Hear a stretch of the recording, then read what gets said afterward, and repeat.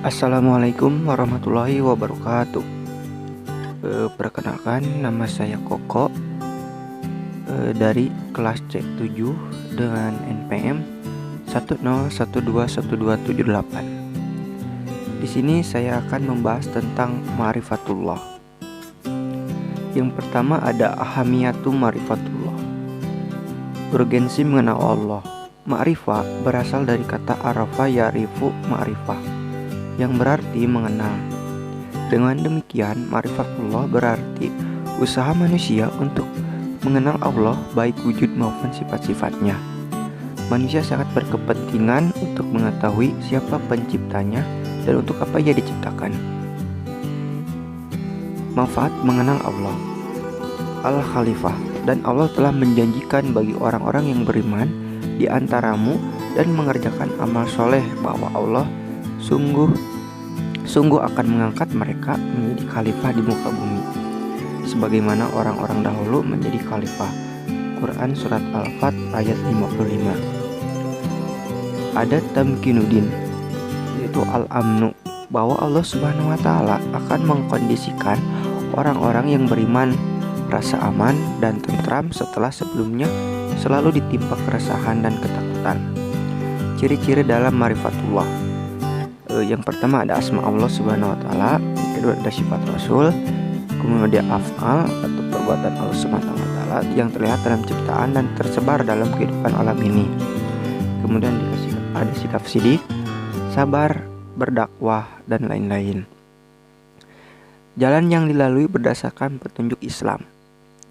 Jalan mengenal Allah telah ditunjukkan oleh Islam dengan menggunakan prinsip keimanan dan akal pemikiran melalui tanda-tanda, yaitu melalui ayat-ayat kauliyah Al-Quran dan hadis, serta ayat-ayat kauniyah, yaitu alam semesta. Berikut adalah jalan penghalang dari ma'rifatullah. Yang pertama ada al-kubru, yaitu sombong, ada az-zulmu, yaitu zalim, ada al-kazibu, yaitu dusta, ada al-fusuku, yaitu fasik, ada al-kufru, yaitu ingkar, ada al-fasadu, fasad, ada al-ghaflah, lengah, kemudian ada katsratul ma'asyi, banyak berbuat durhaka, dan yang terakhir ada al-irtiyib, yaitu ragu-ragu.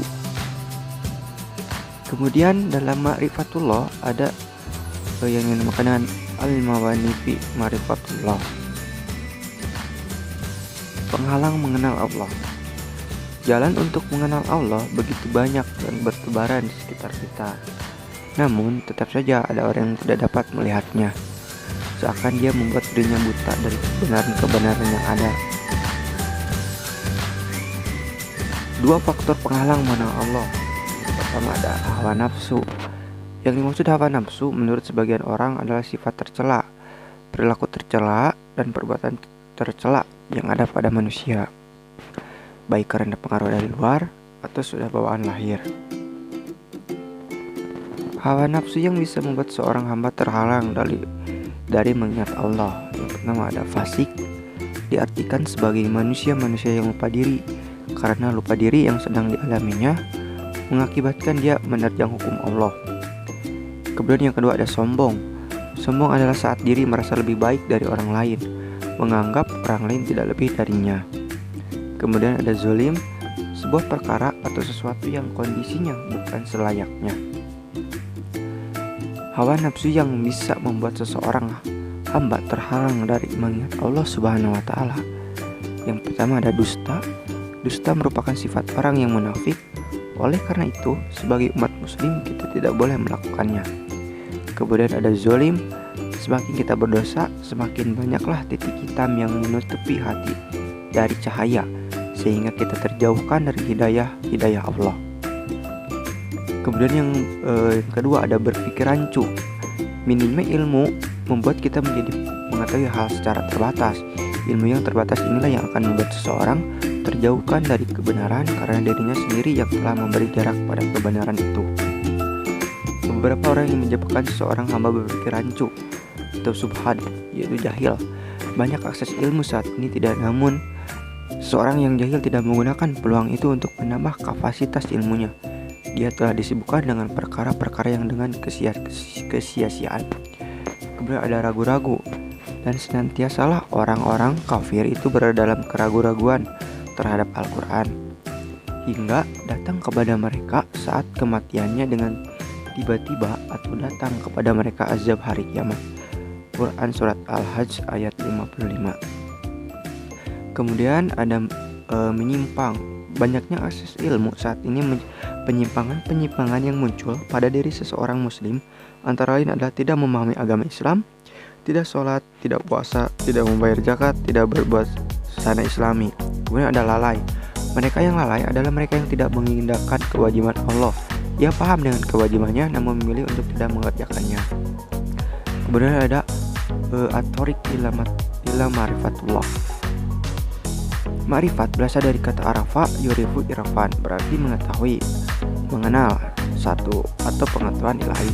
Orang yang mempunyai ma'rifat disebut arif. Menurut terminologi, ma'rifat berarti mengenal dan mengetahui berbagai ilmu secara rinci, atau diartikan juga sebagai pengetahuan atau pengalaman secara langsung atas realitas mutlak Tuhan. Ma'rifat diartikan sebagai pengetahuan mengenai Tuhan melalui hati sanubari. Dalam tasawuf, upaya penghayatan ma'rifat kepada Allah Subhanahu wa taala menjadi tujuan utama dan sekaligus menjadi inti ajaran tasawuf.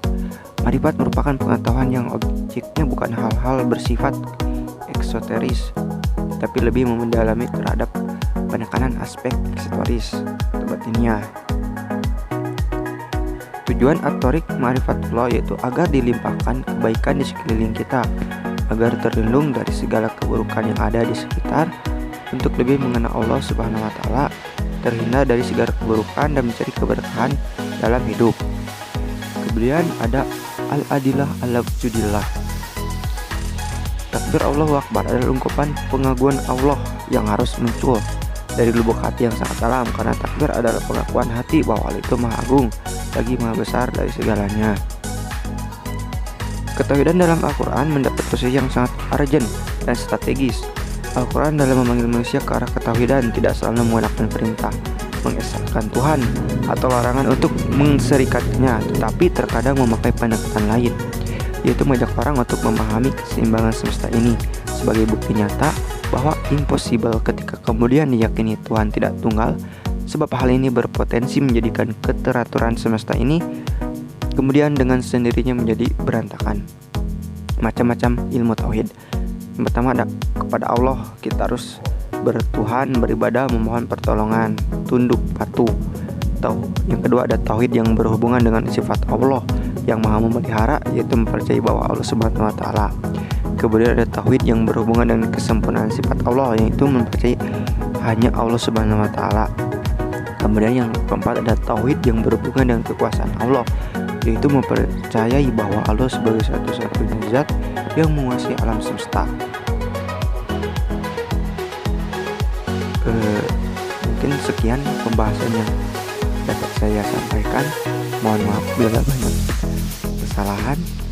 Wassalamualaikum warahmatullahi wabarakatuh.